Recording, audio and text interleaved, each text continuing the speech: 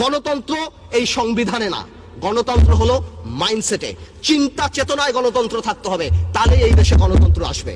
মাই speaker, আমি আর বেশি সময় নিব না, একটা কথা বলি, পলিটিক্সে there is a simple line, that is the straight line. আপনি জনগণের জন্য কাজ করবেন, জনগণকে আপনাকে ভোট দিবে। আপনি এর বাইরে যা চিন্তা করবেন সেটাই কনস্পিরেসি, যত উপরে উঠাবেন পতন ততই খারাপ হবে। মাননীয় speaker, calm down, you'll have your turn if you understand.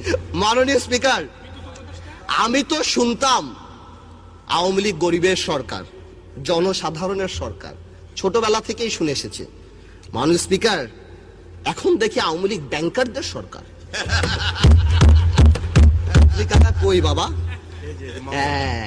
এই যে রাজনৈতিক বিবেচনায় নতুন ব্যাংক। মাননীয় স্পিকার, মাননীয় প্রধানমন্ত্রী অনেকবার বলছে আমার এমপি মন্ত্রীদের টাকা পয়সা জমা দিতে হবে, কে কত টাকার মালিক, তথ্য অধিকার, এটা সেটা, কিন্তু আমরা পাইনি। বাট আমি কষ্ট করে ইলেকশনের হলফনামা থেকে বের করে নিয়ে আসছি, সবগুলি বলবো না। ফার্মার্স ব্যাংক, আমাদের অনারেবল মেম্বার অফ পার্লামেন্ট, আচ্ছা নাম বললাম না। ফার্মার্স ব্যাংক করতে মানুষ থেকে আপনাকে জানাই 400 কোটি টাকা লাগে, 4-এর পর 9টা শূন্য, এবং একটা ডাইরেক্টরের 35 কোটি টাকা। ফার্মার্স ব্যাংক যিনি করলেন, ইলেকশনের হলফনামায় 39 লক্ষ টাকার মালিক। মেঘনা ব্যাংকে করলেন, কোটি বাটি মিলে 27 লাখ টাকার মালিক। ফেডারেল ব্যাংক যিনি করলেন, কোটি বাটি মিলিয়ে 1 কোটি 1.5 কোটি টাকার মালিক।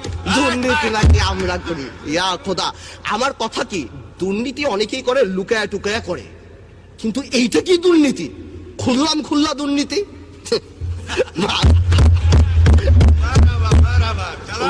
আপনাকে কিছু ডিজিটাল দুর্নীতির স্যাম্পল দিতে চাই।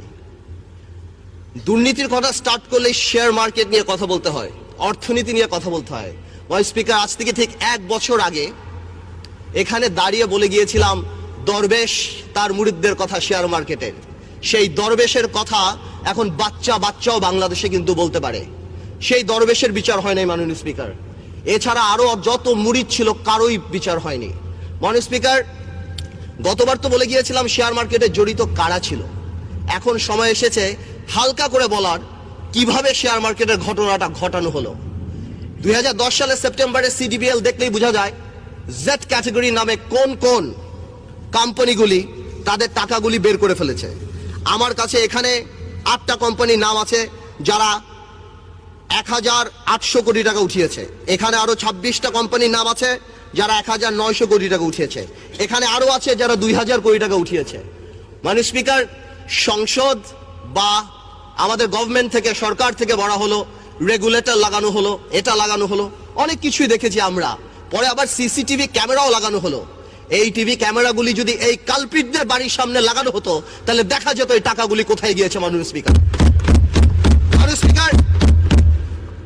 একটা ইনভেস্টিগেশন কমিটি করা হলো, সেটা রিপোর্ট দেওয়া হলো। অর্থমন্ত্রী সুন্দর করে বললেন, these are mafia, we cannot speak, what a disgrace for the country. যা আমাদের অর্থমন্ত্রী বলে যে দিজ আর মাফিয়া। শেয়ার মার্কেটের আরো কিছু ঘটনা আপনাকে বলতে চাই।